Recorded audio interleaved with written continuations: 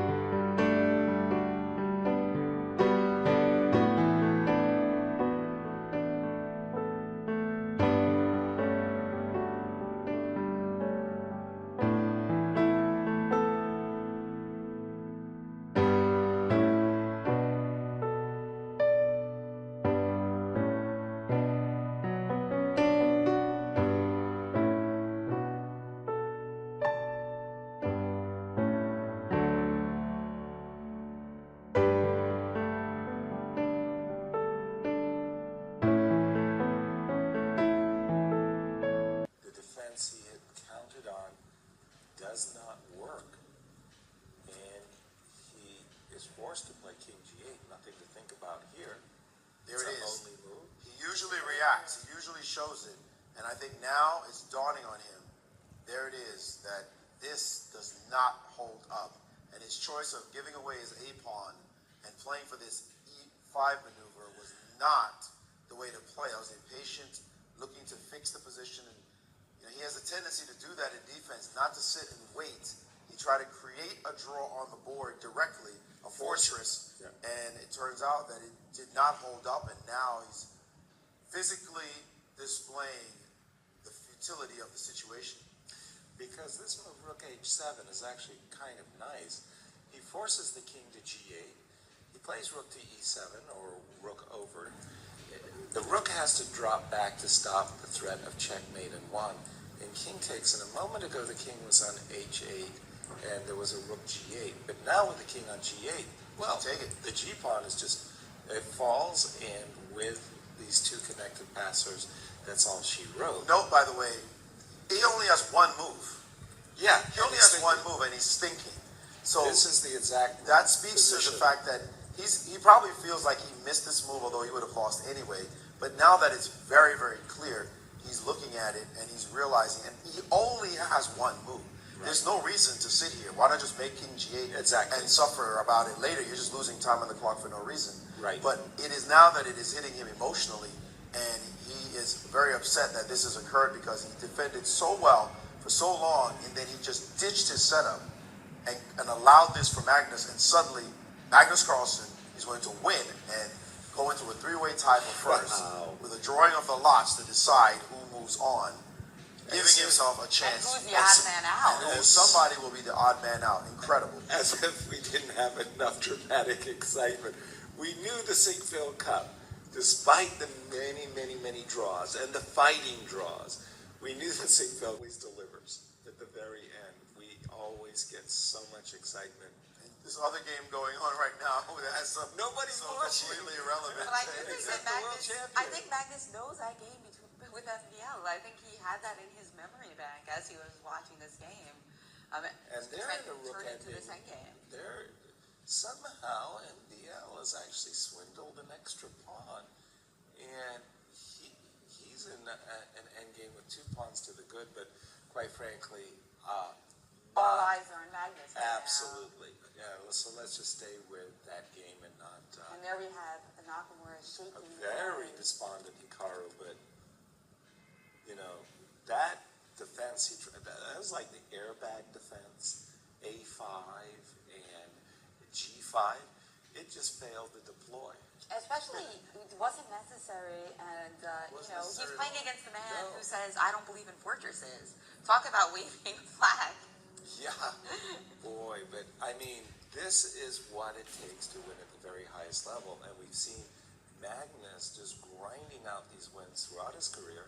We saw it earlier in the tournament against Sergey. Yep. And Hikaro is not going to be on Fabi's Christmas A list anymore. Well, Magnus had defeated him in over 2 years after, he said, he was a regular customer of Magnus, and then he finally defeated him with black, drew 6 games in a row. This one was just looking very much like a draw, then made some really inexplicable decisions from a practical standpoint. It was better to sit and wait than it was to just toss a pawn and then toss your structure and dare the guy to figure out if there's a win. And if there's a win, Magnus is going to sit there and say, well, I got an extra pawn, and your F-pawn's weak. Let's see what it's like. So in retrospect, but even when it was happening, it looked like a dubious decision on Nakamura's part, and it is simply crashed in his face right now, as this move will send him to 3 losses in this tournament as well. Hikaro. And we will bring you the drawing of the lots live as the other players are brought in. But yes, if the adjudication was based on judging, and you had to pick which 2 players deserved it most to be on the playoff, how could you choose between these 3? Because it's so different. Fabi maintained the lead throughout the tournament. And there it is. Magnus Carlsen has joined the 3-way tie for first. Magnus, the ultimate grinder, versus Fabiano, who just played so well defensively against Hikaro. Carlsen, showed that he was the front runner throughout the tournament, and then Levon, who played the most beautiful game of the tournament. I mean, how could you pick between these three players, Jazz? If you had to pick, who would be out? I don't Who know. would be out if you had to pick? You gotta do it. Yasser's choice. Yeah, just give me a second to think about it. But I learned something on break. We got mathematicians in the house, and